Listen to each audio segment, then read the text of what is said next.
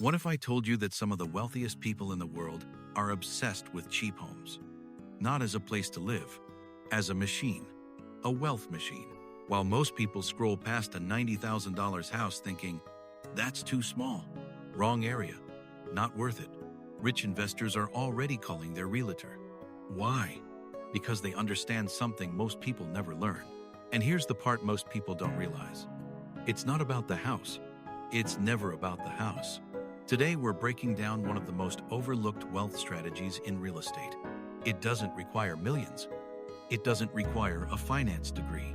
It's been hiding in plain sight in the cheapest zip codes in your city. Here's what most people do when they see a cheap property. They assume it's cheap for a reason. Bad neighborhood, bad bones, bad investment. But this is where things go wrong for everyday people. They confuse price with value. And those are two completely different things. Rich people know this, and today, you're going to know it too. Section 1. The cash flow equation. Let's start with the simplest reason wealthy investors love cheap homes. Cash flow. Here's a real example. You buy a home for $80,000. You put 20% down, that's $16,000. Your mortgage is around $450 a month. You rent it out for $950 a month. That's $500 in your pocket every single month. $6,000 a year on a $16,000 investment. Now, this might sound small, but it changes everything because that $6,000 is passive. It comes in whether you work or not. Try getting that return from a savings account. You won't. And wealthy investors don't do this once. They do it 10 times, 20 times. That's when cheap homes stop being cheap and start being an empire. Section 2. The appreciation trap nobody talks about. Here's where it gets interesting. Most people think you make money in real estate when prices go up.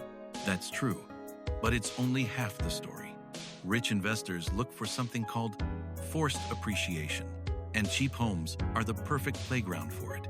You buy a rundown home for $70,000. You spend $20,000 fixing it, new floors, new kitchen, fresh paint. Now it's worth $130,000. You just created $40,000 in wealth. Not by waiting, by doing. And here's the part most people don't realize. You didn't need the market to go up. You made the market go up for your property specifically. That's the difference between a passive investor and a wealth builder. Section 3. The tax game. Now let's talk about something nobody wants to talk about. Taxes. Because this is where the rich get really clever with cheap homes.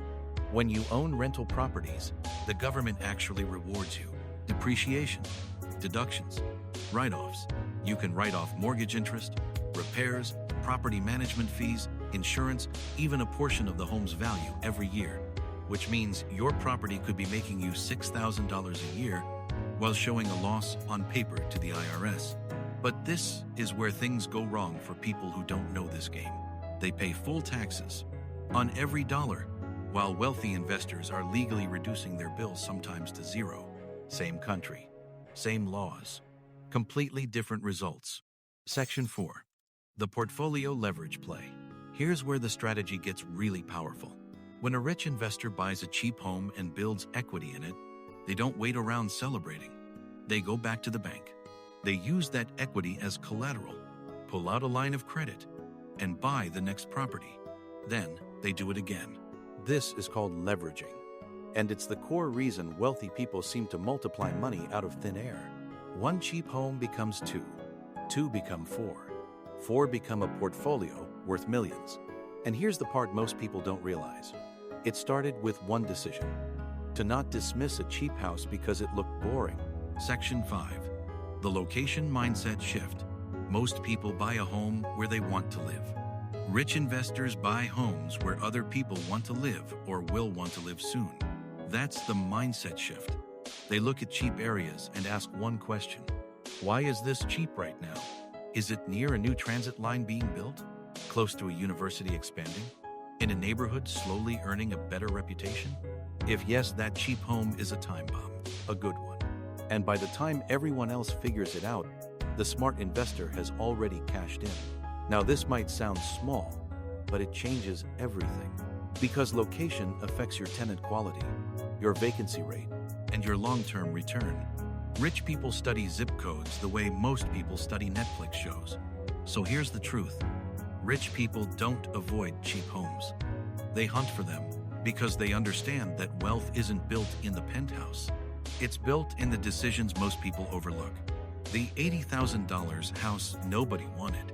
The neighborhood everyone ignored. The tax strategy nobody taught you in school. You don't need to be rich to start this. You need to start to eventually be rich. One property, one decision, one shift in how you see the world. And if today changed the way you look at that cheap listing on Zillow, share this video with someone who needs to hear it, because the wealthy already know this. Now you do too.